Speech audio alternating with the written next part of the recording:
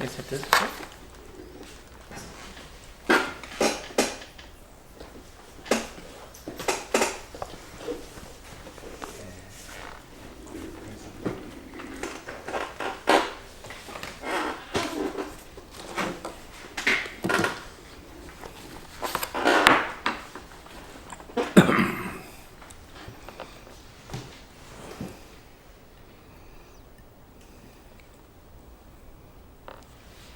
Vamos lá?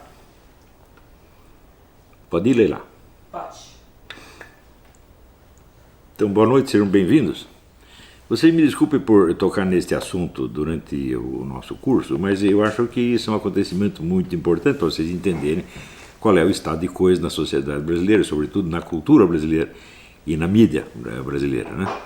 Então, é claro que vamos dizer, esse vendaval, esse oceano de coisas que se publicaram contra mim nos últimos dias, já é prova mais do que suficiente daquilo que eu tenho dito há anos, que o pessoal comunista e o esquerdista em geral domina a nossa mídia 100% e não deixa entrar nada que a contrarie, a não ser de vez em quando uma migalhinha para dar uma impressão de democracia, como fizeram comigo mesmo no jornal o Globo. Confessadamente, o Luiz Garcia, o diretor de redação, disse: nós tínhamos muitos jornalistas de esquerda, estava dando na vista, então decidimos contratar um da direita. Fiquei lá um tempinho, quando comecei a falar muito do Foro de São Paulo, me botaram para fora. Sobretudo porque tive no próprio jornal a discussão com o próprio Luiz Garcia, que tentava minimizar o Foro de São Paulo, que foi a estratégia adotada depois de esconder por 16 anos. Quando não conseguia esconder mais, começaram a minimizar, como o Rui Fausto faz até hoje, né? Então, como eu tive a discussão com ele nas próprias páginas do jornal, então ele ficou brabinho na primeira oportunidade, botou para fora. Não estou reclamando, não. Eu acho que ser posto para fora do Globo foi uma das grandes coisas que me aconteceram. Mas estou gratíssimo até hoje, porque daí eu comecei o curso, minha vida melhorou muito e me livrei desses camaradas. Não preciso conviver com o Luiz Garcia nem com nada desse tipo, né? Então, desse oceano inteiro, eu decidi pegar 1 ou 2 amostras, tá certo, assinadas por professores, tá certo? Professores da USP em geral, tá certo? Os outros eu vou esquecer, não vou pegar esse rapaz do Meteoro, o Paulo Giraldelli, falei, não, isso aí também não dá, né? Vocês não vão me exigir que eu responda a maluco, assim, aí não dá também, passou do limite. Mas vamos pegar os caras que querem ostentar uma certa aparência de seriedade, como esse Celso Rocha Barros, né? E o Rui Fausto, né? Então, o Celso Rocha Barros, ele faz um negócio que parece ser uma análise do livro O Jardim das Aflições. Mas, desde logo, ele diz o seguinte, de cara tem vários erros. O próprio Olavo de Carvalho sempre considerou O Jardim das Aflições sua obra mais importante. Nunca considerou a obra mais bem acabada literariamente, né? Isso não se compara de jeito nenhum aos cursos que eu dei, ao curso de Teoria do Estado que dei na Universidade Católica do Paraná, às 450 aulas do curso online de filosofia, assim por diante. O Jardim das Aflições tem um certo mérito literário que as outras não têm, porque eu tive mais tempo para trabalhar o texto dele e os outros não. Tá certo? Então, de cara, já está me atribuindo um treco que eu nunca disse, né?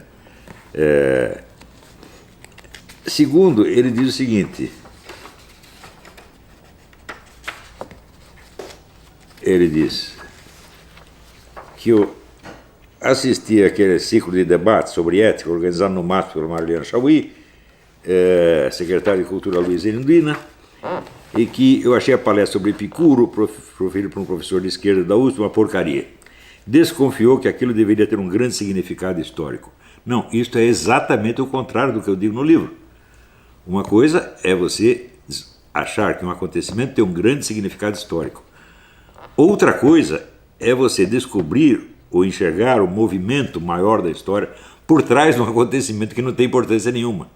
Como fez, por exemplo, né, o Dostoiévski no Crime e Castigo, onde você vê todo o movimento revolucionário mundial por trás do assassinato de uma velhinha insignificante em Moscou, né, e em vários outros romances, né,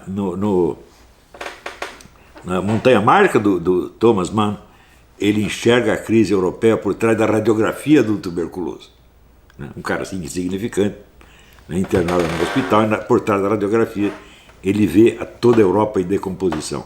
E isso é um recurso artístico bastante conhecido, mas acontece que esse sujeito tem, vamos dizer, a sensibilidade artística de um porco-espinho e ele não é capaz de pegar isso. Então ele acha que eu vi um grande significado histórico. Isso é exatamente o contrário.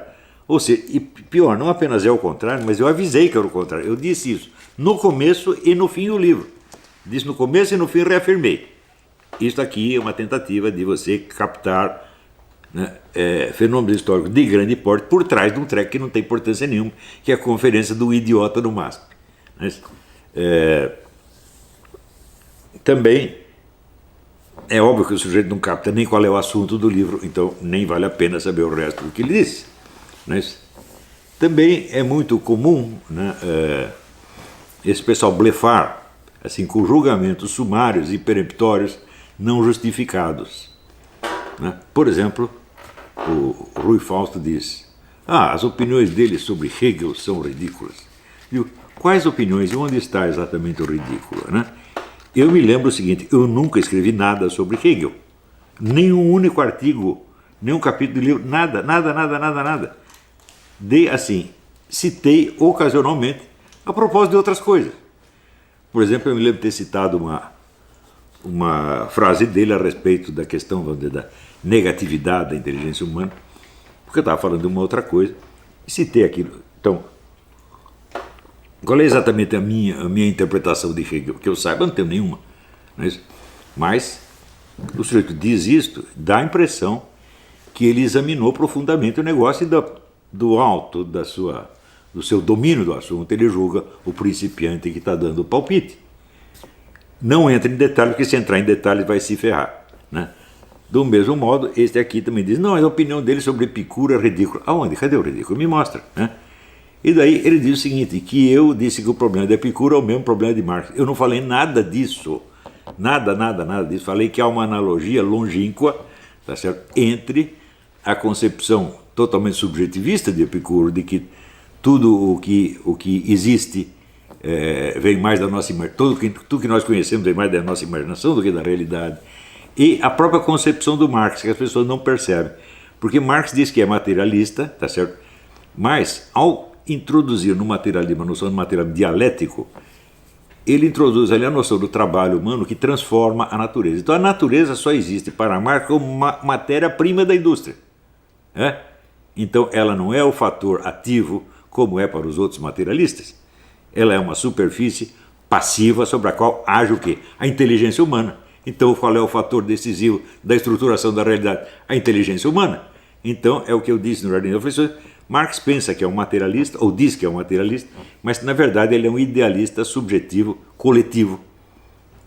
É o trabalho coletivo que é a realidade principal, no qual a natureza material fica num segundo plano com um papel eminentemente passivo.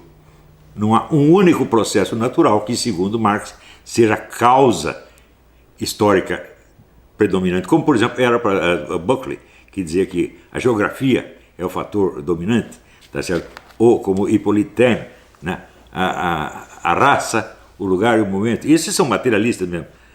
E Karl Marx não, é o trabalho humano. O trabalho humano vê o quê? É a obra da inteligência. Né? Então, o fator decisivo que articula todo o panorama histórico e toda a nossa visão da realidade é a atuação da inteligência humana através do trabalho, que transforma a natureza. E transforma a natureza em quê? Em outra coisa. Transforma a natureza em objetos humanos. Por exemplo, derruba uma árvore e faz uma cadeira. A cadeira já não é um objeto natural, é um objeto humano.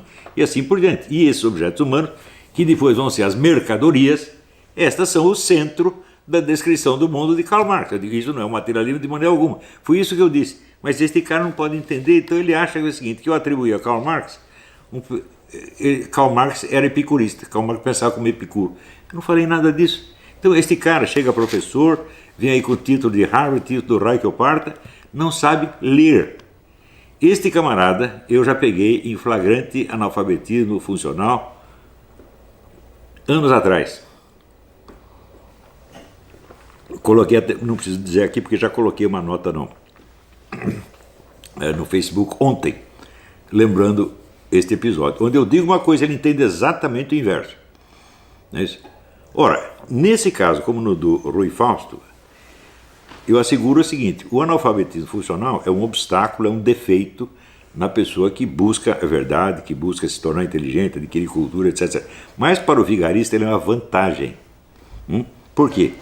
Se o sujeito não entende um texto, ele está livre para atribuir a esse texto o sentido que ele bem entender. Rui Fausto faz isso o tempo todo no seu longuíssimo artigo. Eu disse, os artigos da Folha geralmente têm 4.000 caracteres, o dele tem 26.000. O que mostra assim, não, essa é uma emergência, professor, você tem o espaço que o senhor quiser, você pode falar desse Olavo de Carvalho, pode usar o jornal inteiro se quiser. Então, bom, é a vantagem que ninguém vai ler os 26.000 caracteres, só eu li. Eu talvez, né, a mãe dele estiver viva. Espero que esteja, muito velhinha, 120 anos.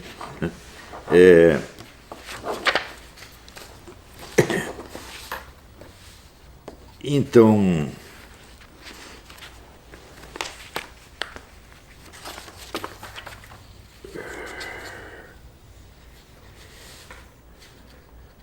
ele fala aqui no começo, fala muito do Bolsonaro, e a característica é o seguinte: todos os crimes do Bolsonaro são crimes futuros. O rol de crimes do PT e da esquerda nacional é um negócio que não acaba mais. É mensalão, é petrolão, é BNDES, é o sítio de Atibaia, é o apartamento, não sei da, é o Tiprex, e assim por diante, não acaba mais. É as 9 testemunhas mortas do caso Celso Daniel, e mais 2 mortas agora no caso Adélio, e mais outra que morreu agora outro dia num acidente. Tudo isso são crimes do PT, tá certo? Também é crime do PT o apoio à ditadura genocida do exterior. Apoio que não é só de boca, apoio que é dado com dinheiro para financiar a matança. E tudo esse cara aqui achando lindo. E ele acha, por exemplo, fechar o PT seria um prejuízo para a nossa democracia. Eu seria um prejuízo sim para Cuba, para Venezuela, para Angola. Aí sim, porque vai acabar, vai fechar a torneira do dinheiro. Então, claro que seria um prejuízo para ele. Mas qual é o prejuízo para a nossa democracia? O que entende por democracia este sujeito? Ora, todos nós sabemos que o Brasil tem uma população acentuadamente conservadora, e as eleições mostraram isso de novo. Eu há 20 anos digo, qualquer sujeito que se apresentar candidato a presidente com um programa ostensivamente conservador será eleito porque atende àquilo que a população espera. Ora, durante 40 anos, toda esta população conservadora não teve canais de expressão. Não teve um partido conservador, um jornal diário conservador, um canal de TV conservador, uma universidade conservadora, nada. Ou seja, essa democracia era baseada na exclusão da maioria da população e na divisão do território entre os 20% ou 30% que são a esquerda. Eu quero ver este cara responder isso. Não aconteceu isso, não? As pesquisas não mostravam que o Brasil era, a população brasileira conservadora? E não havia, no entanto, só partidos de esquerda, como o próprio Lula reconheceu. Qual era o partido de direita que existia? Existia o antigo PFL, que se desfez, que começou a fazer concessão, no fim se desfez, porque não havia espaço para ele. E isso foi o máximo de direitismo admissível. Qualquer coisa além do DEM, então, é extrema direita. Agora,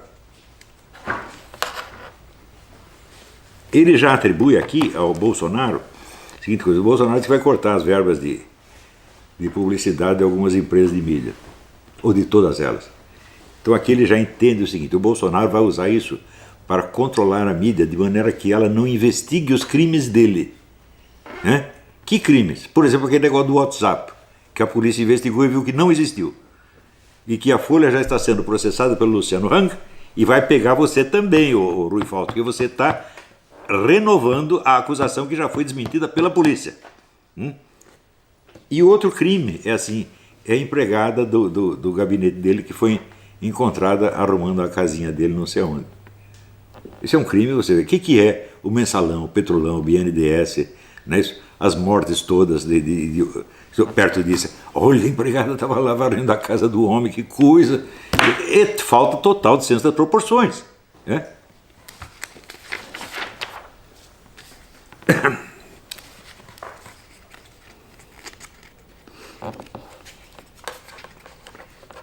Daí também ele começa a falar do escola sem partido. Bom, esse sujeito comprovadamente ele já me atribuiu 3 vezes a opinião oposta que eu tenho para me difamar.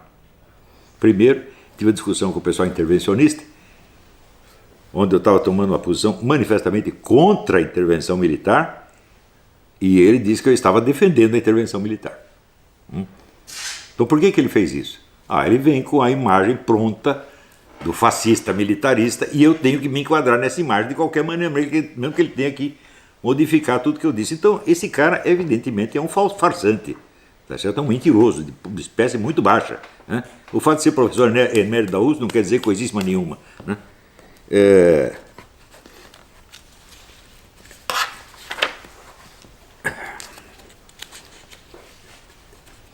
Também ele diz aqui o seguinte, que como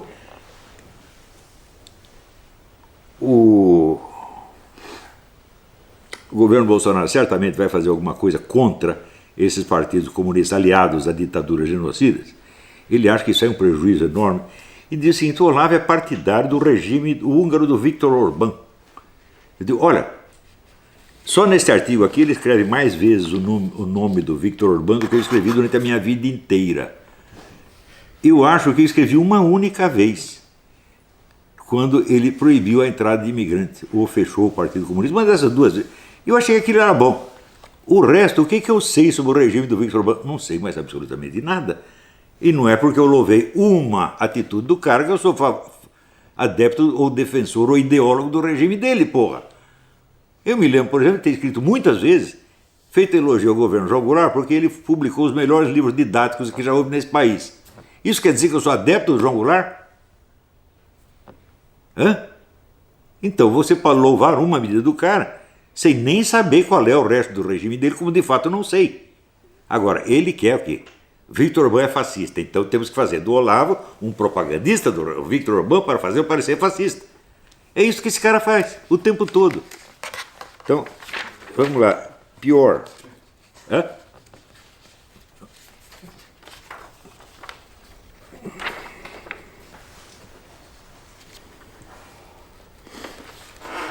Outra coisa, ele fala coisas horríveis aqui do Magno Malta, que rezou no dia da vitória do Bolsonaro. Ele diz, o problema não é a reza em si, o problema é a ocasião da reza.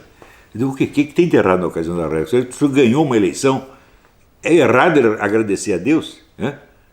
Por exemplo, você não pode agradecer, como Lula agradeceu ao Foro de São Paulo, né? Ele disse, a nossa vitória e a vitória da esquerda na democracia se deve em grande parte, ele disse, a esta cosita chamada Foro de São Paulo. Você não pode agradecer o Foro de São Paulo, porque não pode agradecer a Deus. O que o Foro de São Paulo tem que Deus não tem? Então,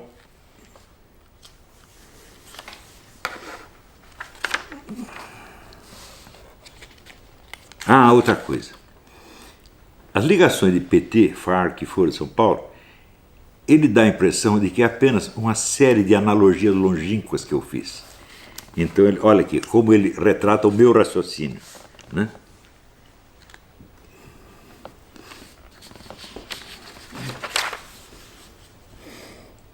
Há ainda um procedimento que consiste em reduzir relações muito diversificadas que existem ou não existem entre certos elementos a predicações idênticas ou a identidades do tipo candidato do PT remete a PT, PT remete a Foro de São Paulo, Foro de São Paulo remete a FARC, FARC remete a droga, candidato do PT remete a droga, etc, etc, etc.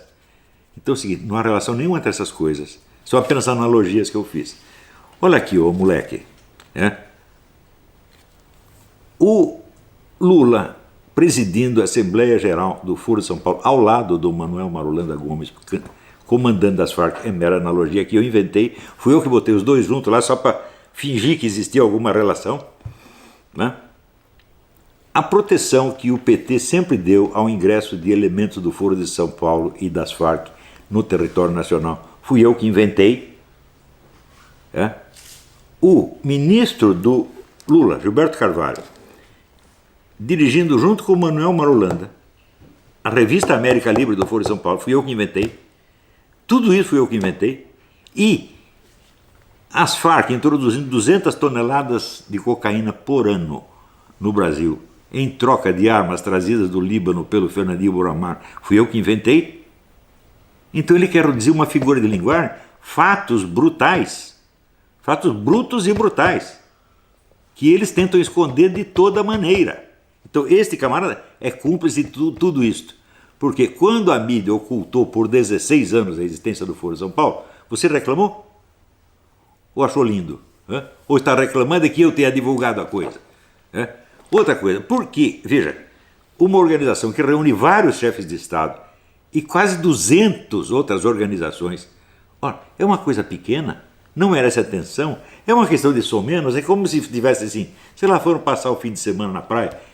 Ora, isto requer uma cobertura grande, por todos os critérios elementares do jornalismo. Você ficou durante 16 anos e disse, não, nós escondemos porque ali não estava acontecendo nada. Não estava acontecendo nada, mas o Lula disse que estava acontecendo tudo. O Lula disse que foi o Foro de São Paulo que colocou o Chaves na presidência. Né? Ele disse que ali no Foro de São Paulo ele se reunia com Chaves, representante de Cuba, etc., para conversar sobre coisas, ele dizia, conversar de modo que ninguém soubesse do que estávamos falando.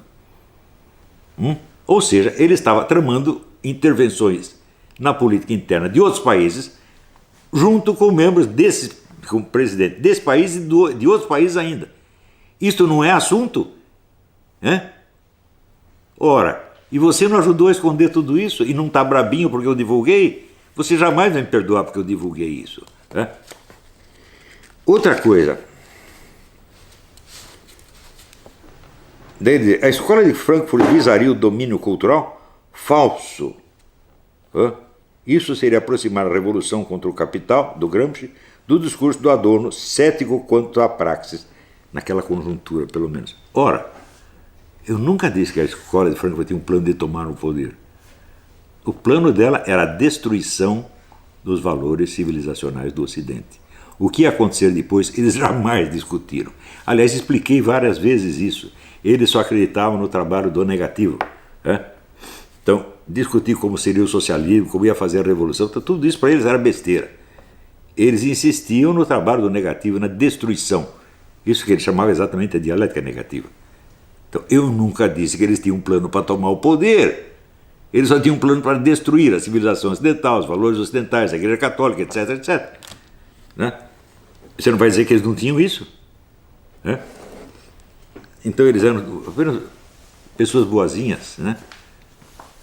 Eles não fizeram um livro inteiro para provar que a sociedade americana era igualzinha à sociedade nazista, era a sociedade autoritária, criava mentalidade autoritária, exatamente igual ao nazista. Quer dizer, o sujeito sai correndo da Alemanha, né, onde queriam matá-lo, chega no país que lhe oferece proteção, os melhores empregos, paparica o sujeito, né, aplaude, protege, e ele diz que é a mesma coisa. Aqui a Alemanha nazista, mesmíssima coisa, né? Isso quer dizer o seguinte, a Universidade de Harvard é um campo de concentração, eu estava lá, né, escravizado, pesando 20 quilos, né, na universidade não me davam comida, é isso. Quer dizer, esses caras eram realmente malucos, veja. Que eram malucos, você não precisa procurar muito. Eu sempre tive uma certa apreciação pelo Georg Lukács, que eu acho o maior filósofo marxista, mas o Georg Lukács era maluco. O Georg Lukács dividia a mulher dele com outro cara, e falando nas horas vagas, falava mal do machismo. Eu digo, mas isso aí, você dividir a sua mulher com outra, isso é o supra-sumo do machismo, não tem mais machismo do que isso. Né? Então, e se ao mesmo tempo ele estava contra a civilização ocidental, porque era machista, etc. Não, alguma coisa errada tinha na cabeça dele. Não, o Georg Lukács começou a vida estudando profundamente a mística judaica. Depois deu um clique na cabeça dele que ele começou a odiar tudo isso e virou 180 graus. Né? Abjurou das suas primeiras obras, inclusive a Teoria do Romance, que é uma obra-prima que ele escreveu no início da vida, né? Que dá margem para, vamos dizer, para estudos e desenvolvimentos até hoje. Você vê, o autor marxista Lucian Goldman, quando ele inventou, escreveu o livro Por uma Sociologia do Romance, Por uma Sociologia do Romance, ele baseou isso inteiramente na Teoria do Romance do Lukács e não nas obras marxistas do Lukács, embora ele próprio fosse um marxista, o que prova que a obra abjurada era uma obra de grande valor, e ele abjurou só para puxar saco, porque o Lukács era, assim, ele tinha uma compulsão de puxar saco de Stalin, que era um negócio de louco, né? O Stalin dava um peido ele imediatamente, pode deixar que eu reescrevo tudo, né? E eu nunca disse que havia uma aproximação entre a Revolução Gramsciana, que é a ocupação de espaço e tomada do poder, e a Escola de Frankfurt. Eu apenas disse que as duas acabavam concorrendo para o mesmo fim. Se uma está tentando destruir o esquema existente e outra está tentando tomar o poder sobre este esquema, então, claro que um ajuda o outro ajuda um. Sem haver nenhuma articulação entre eles, sem haver sequer uma coerência teórica. Não precisa. Não é isso? É a mesma coisa assim, se... Né, um sujeito bate na vítima, né, e o outro vem e tira o dinheiro do bolso da vítima caída no chão, não concorreram para o mesmo resultado, embora não se conheceram, não tramaram nada, tá certo? Mas pegaram o mesmo cara para a vítima. Né? Ele diz que Max Horkheimer falou sobre o incesto e sem pregar o incesto. Ora. Oh, por favor, é quanta inocência desse cara. Não, ele de fato não prega o incesto. Porque, vamos dizer, um filósofo com o prestígio do chefe da escola de Frankfurt jamais faria isso em público. Ele não prega o incesto, ele apenas demole criticamente a proibição do incesto. Pronto. Certamente não é a mesma coisa, mas tem o mesmo resultado. Mais ainda, eu vou colocar no Facebook uma lista dos filmes que depois da década de 60, isso é depois da disseminação das ideias da escola de Frankfurt por toda a Europa, está lá, o jornalista fez uma lista, lista de alguns filmes que falam do incesto como se fosse uma coisa tão normal quanto você ir à padaria. É um monte, né?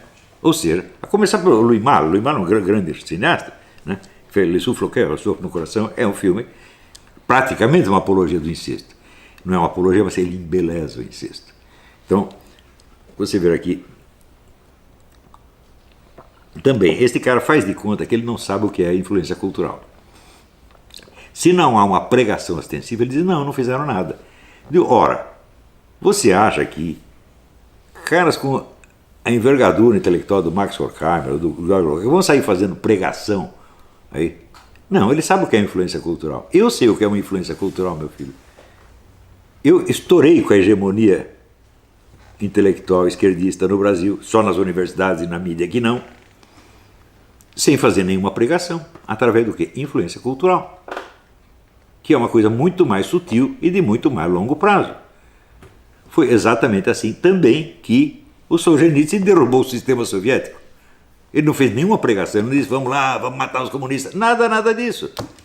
E isso é para gente do, sei lá, do sindicato, isso é para tarefeiro, né? Para militantezinho. Intelectuais não agem assim. Eu não ajo assim, você não age assim, e o Max Horkheimer também não age assim. Então, o que ele mostra é o seguinte: a família burguesa se assenta sobre a proibição de relações eróticas entre mãe e filho. Isso é como ele descreve. E o que ele quer? Ele diz que ele quer destruir a família burguesa. Ora, o que você entende? Será que você não consegue juntar pé com bola, não? Não consegue porque é analfabeto funcional e usa o analfabetismo funcional como instrumento para enganar os outros. Quer dizer, faz de conta que não está percebendo, termina não percebendo mesmo, impede que os outros percebam. É isso que você faz. E isso deu-lhe o lugar de professor emérito. Quanto ao negócio da escola sem partido, ele diz que eu estou defendendo a criminalização e perseguição dos professores. Embora eu tenha dito várias vezes, falo, primeiro, o problema nas escolas não é a doutrinação ou, como ele chama, proselitismo. O problema é a opressão, é a censura, é a proibição do contraditório. Isso foi isso que eu disse. Em segundo lugar, eu disse muito claramente, não se vence uma guerra cultural com leis ou medidas policiais, se vence no campo cultural. Então o que tinha que fazer, isso eu disse desde o início, em vez de vocês propor uma lei contra o negócio, vocês tinham que documentar o fenômeno cientificamente até que a existência dele se tornasse absolutamente inegável. Isso praticamente bastaria para eliminá-lo, porque é uma coisa tão vergonhosa que a partir da hora que provou que existe, já começa a cair. Isto foi o que eu disse. Mas ele, sabendo que eu disse isso, porque ele cita aqui para dentro, ele diz, não, ele quer pôr os professores na cadeia, intimidá-los, mantê-los sob censura. E ele quer que os alunos gravem as aulas para denunciá-los. Eu falei, não. Denunciar o quê? Se eles fizerem proselitismo, eles serão denunciados. Eu falei, mas espera, se eu acabo de dizer que o problema não é o proselitismo, Mesmo que eles documentassem com a finalidade de punir os professores, não seria por crime de proselitismo, e sim por crime de censura e de opressão. Como você pratica, Rui Fausto, e vou provar. Né? Você pega o seu currículo, que está aqui, seu currículo lá, só a cara da figura, não preciso dizer mais nada. Bom, veja aqui as teses que ele orienta. Você algum dia orientou uma tese anticomunista? Aceitou uma tese anticomunista para você orientar? Não. Ora, nós sabemos que o instrumento essencial, principal e às vezes único de controle da opinião nas universidades é a orientação de tese. Porque ali o orientador tem o poder de abrir ou fechar a porta da carreira universitária para o coitado do aluno.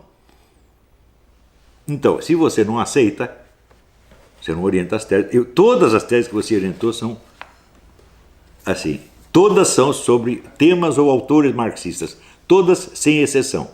Para não dizer que não tem exceção, tem duas que ele orientou sobre Merleau-Ponty. Merleau-Ponty não era de fato marxista, mas era comunista, stalinista, adepto e apologista do terrorismo de Estado e do genocídio.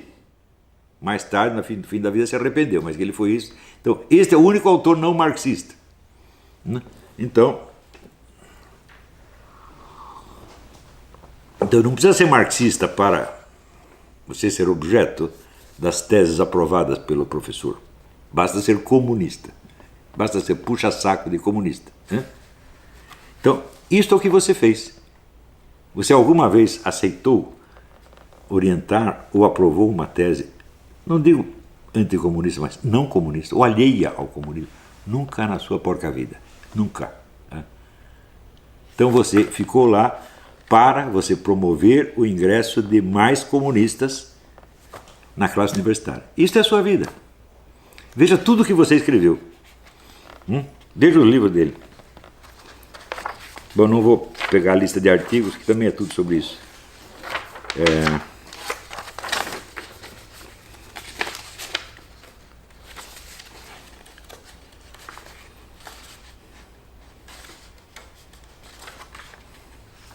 Livros publicados. Tem aqui, Outro Dia, Intervenções e Entrevistas Outros Tempos. Mas aqui, Recordações da Ditadura. Né? Os piores anos da nossa vida. Recordações da ditadura. A esquerda difícil, em torno do paradigma, blá, blá, blá, discussão interna da esquerda. Marx, Lógica e Política. Marx, Lógica e Política são vários volumes, não para mais. Marx, Lógica e Política, volume 1, volume 2. Né? Dialética marxista e dialética hegeliana. Le Capital et la logique de Hegel. Né? Idée d'une logique dialectique sur le concept de capital. Né? Que bonito, né? Depois, Marx, Lógica e Política, de novo, tomo 1. Né? Marx, Lógica e Política. Acabou. Isso é a bibliografia inteira dele. É só Marx, Marx, Marx, Marx, Marx.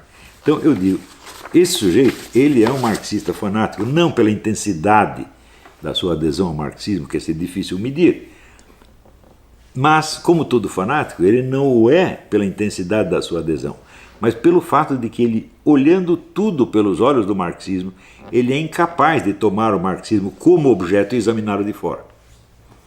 Então ele é como o peixe que está na água e não sabe o que é água. O marxismo, para ele, é a própria realidade. Ele não é capaz de encarar o marxismo desde fora. Né? Então isso quer dizer que mesmo quando ele debate criticamente algum ponto no marxismo, é dentro da discussão interna da esquerda. Ele não consegue sair disso um minuto. Né? Então eu entendo que ele distorça tudo o que ele lê dos outros, porque tem que combinar com os papéis pré-determinados do drama marxista, da narrativa marxista, que é exatamente o que ele faz comigo aqui.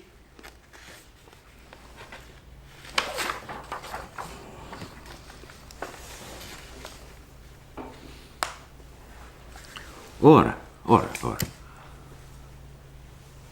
Ele diz o seguinte, ele diz que eu quero que os alunos gravem as aulas para denunciar o crime de proselitismo, que eu disse que é para não fazer isso, ele disse que é para fazer. Ele diz, a comunicação pública das aulas revelaria 1, que eles são comunistas, 2, que eles são incompetentes, 3, que eles são pedófilos. Eu não disse isso. Né? Eu disse que eles só podem ter 3 motivos para proibir a gravação das aulas. Não que a gravação das aulas revelaria isto. O cara inverte o que eu digo e diz que quem inverte sou eu.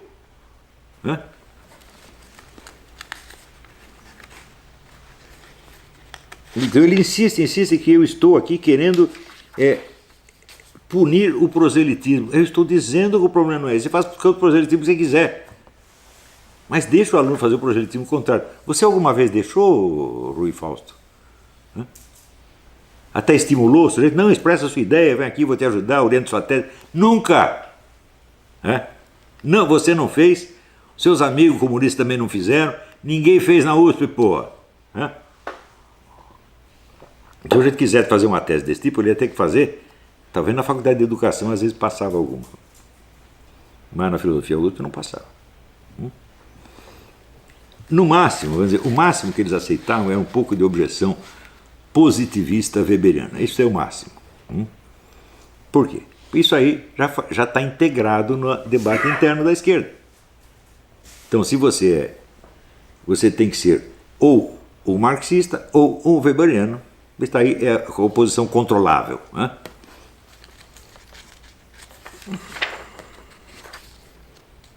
Outra coisa, ele me chama de católico fundamentalista. Por que ele usa esse termo? Ora, no século XIX usou-se fundamentalismo para designar algumas seitas protestantes e a palavra não tinha sentido pejorativo. Ao contrário, os próprios fundamentalistas se denominavam fundamentalistas. Porém, no século XX, este termo só aparece a partir dos anos 70, 80 para qualificar os terroristas islâmicos. Os homens-bomba, os ayatollah que mandavam jogar gay do alto do prédio e assim por diante. Então, está associado à criminalidade política, à opressão criminosa do adversário. Ora, cristãos morrem 150 mil por ano. Há um estudo do Michael Horowitz sobre isso aí. 150 mil por ano são assassinados nos países islâmicos e comunistas, porém mais nos islâmicos hoje em dia.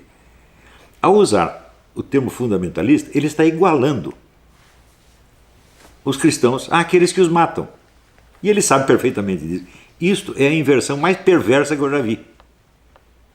Quer dizer, isso é a mesma coisa, o sujeito estupra uma menininha de 3 anos e ele fala os estupradores, como por exemplo esse senhor e essa menininha. Quer dizer, ela virou estupradora também.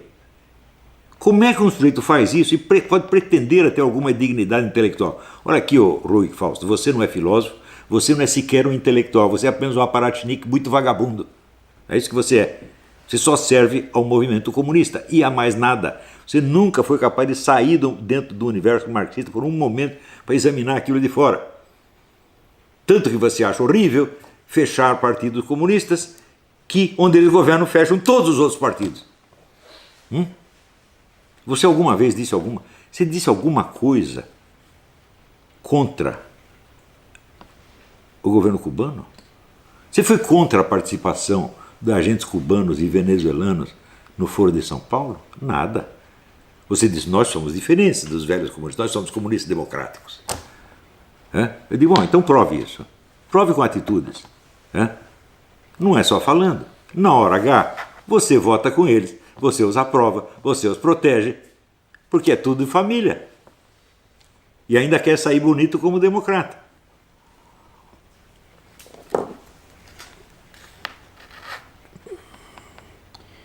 Então,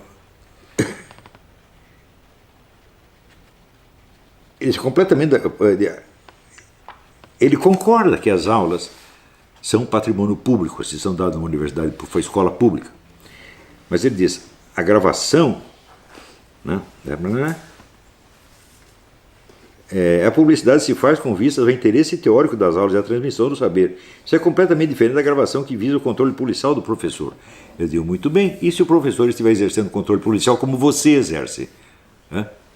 Só tese marxista, por favor, os outros cala a boca. E o aluno filmar isto. Ele não está filmando proselitismo, nem propaganda, nem doutrinação. Ele está filmando um ato de censura ilegal que vocês realmente praticam. Ora, se eu quisesse provar que os comunistas e seus simpatizantes controlam a mídia brasileira inteira eu não precisaria mais nada do que mostrar as matérias que eles publicaram sobre mim nas últimas semanas. Mentem com uma maneira assim, alucinação. Por exemplo, a lista de citações falsas, inteiramente falsas, inventadas ou pelo menos deformadas, que colocam na minha boca é uma grandeza. A Carta Capital acaba de colocar uma dessas listas. Listas que foram inventadas por malucos difamadores de internet, vagabundo que ninguém conhece, mas ninguém se lembra mais deles. Agora, esta fonte no qual os professores eméritos e jornalistas eméritos vão pegar. E é evidente, será que eu vou ter que ficar discutindo aqui? Eu vou ter que provar. Eu nunca disse que Newton é burro, eu nunca disse que a Terra é plana, eu nunca disse essas coisas que são estupidez, cretinice mesmo, mas coloco na minha boca e o pessoal acredita e cita. Cita onde? Na Veja, na Carta Capital, na Folha. De maneira que cria uma espécie de um massacre de mentiras que ultrapassa não só a minha capacidade de responder, como a minha capacidade de ler. Eu estou com a pilha das coisas que não consegui ler tudo até agora. Então o que é isto? Isto é assassinato de reputação? Não, meu filho. Isso é tentativa de assassinato de fato. Vocês leem o estudo do Levi Strauss sobre o feiticeiro e sua magia, que foi lido em todas as faculdades de ciências sociais no Brasil, em que ele, partindo do trabalho do W. Buchanan, que é Reações Fisiológicas no Medo e na Raiva, ele mostra que quando o sujeito é acossado por ataques e ameaças multilaterais, ou coisa ele não pode reagir, isto vai criando um tipo de raiva e medo que inibe a sua circulação capilar e termina na falência geral dos órgãos. Eles sabem disso. Não digo que planejaram fazer, mas gostariam de fazer. Então começam a fazer, sem muita esperança de que dê certo, mas no fundo é isso que querem. Vamos matar esse cara, vamos aterrorizá-lo e deixar ele com tanta raiva que ele não possa reagir. Eu digo, mas eu posso reagir, meu filho, e estou reagindo. E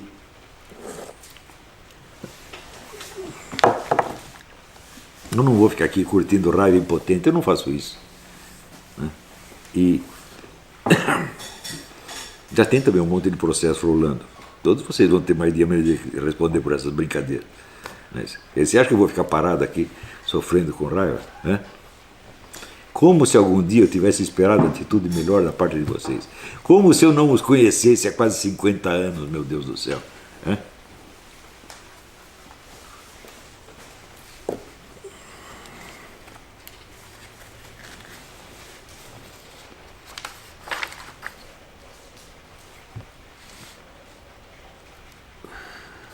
Ele diz, mas se dizemos que há ele diz que a escola sem partido, na verdade tem partido. Eu não pertenço ao movimento Escola Sem Partido, já fiz minhas críticas, apoio sobre certos aspectos, critico sobre outros aspectos. Em suma, tem uma atitude equilibrada frente a isso aí. Então ele diz, a escola sem partido é a escola com partido. Tá bom, admitamos que sim. Mas se dizemos que há partido aí, não deveríamos dizer também que há partido no lado de lá? Não. Se não há simetria quanto à censura. Ou seja, não há simetria. Espera aí. Quantas aulas foram gravadas até hoje e quantos professores foram denunciados por proselitismo? Nenhum. Nenhum. Quantas teses universitárias foram barradas por não ser comunista o suficiente? Milhares. Quantas teses foram aprovadas por ser comunistas? Milhares. Então, veja, ele inverte a simetria. Aqui tem o tudo, aqui tem o nada, ele inverte. O nada é tudo e o tudo passa a ser nada. É claro que esse sujeito é profundamente desonesto. É claro que é um mentiroso visceral. É claro que é um analfabeto funcional que usa o seu analfabetismo funcional como um instrumento para difamar o outro. E ainda diz que eu que sou o cara que faz a inversão, hein? E de novo,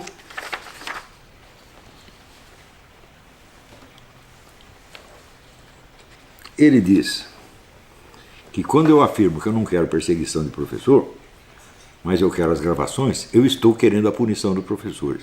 Eu estou querendo perseguir os professores. Mas eu não acabei de dizer que a gravação não é para pegar proselitismo, é para documentar o proselitismo, isso sim. Mas não é para denunciar. Eu falei, não tem sentido denunciar proselitismo.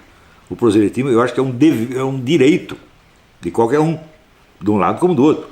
Acabei de dizer isso. Diz, mas eles vão denunciar por proselitismo. Eu falo, não. Se eles fizerem isso, você não vai dizer que fui eu que os induzi a fazer isso, mas é o que você está fazendo. Certo? Ele afirma que ao dizer que eu não quero perseguição de proselitismo, eu estou querendo a perseguição de proselitismo. Ou seja, ele inverte o que eu disse. Ainda quem está invertendo sou eu. Ora, documentar o proselitismo é importante para documentar a hegemonia, o controle total, o controle ideológico total. O que nós podemos fazer contra o controle ideológico total? Eu avisei, não se combate isso no campo legal jurídico, se combate no campo cultural. Como eu combato. Porque pelo lado jurídico você vai ainda fortalecer a hegemonia, porque você está pegando um bando de caras que dominam a universidade e fazendo com que eles apareçam na posição de coitadinhos perseguidos, como este palhaço faz.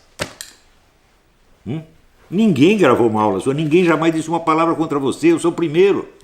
Você talvez tenha um infarto, fica tão... Que nem o pessoal do tempo do imbecil coletivo nunca tinham sido criticados. Na hora que foram, tiveram chilique. Então, esse seu artigo é um longo chilique.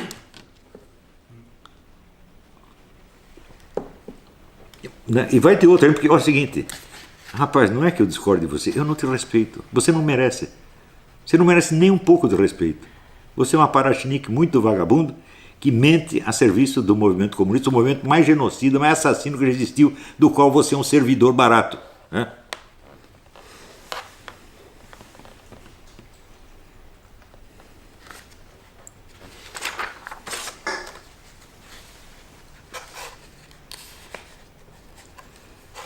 Ele diz, olha, os que procederem às filmagens continuarão visando denunciar o professor por proselitismo. Mas eu acabei de dizer que não há problema nenhum no proselitismo. Você pode documentá-lo para provar a hegemonia, isto sim.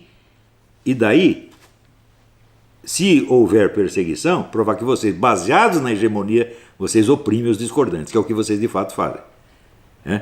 Então isso quer dizer, não pode filmar porque vai aterrorizar o professor. Então de repente aparece o professor humilhando um aluno porque ele é anticomunista na frente de todo mundo e não pode filmar, você tem que ficar em segredinho, É isso que você quer, porque é isso que você faz.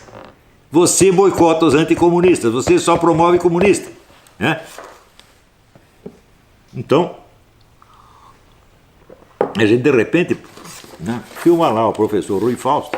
Olha, ele só promove aluno comunista, meu Deus do céu. Se você não for comunista, você não tem chance com ele.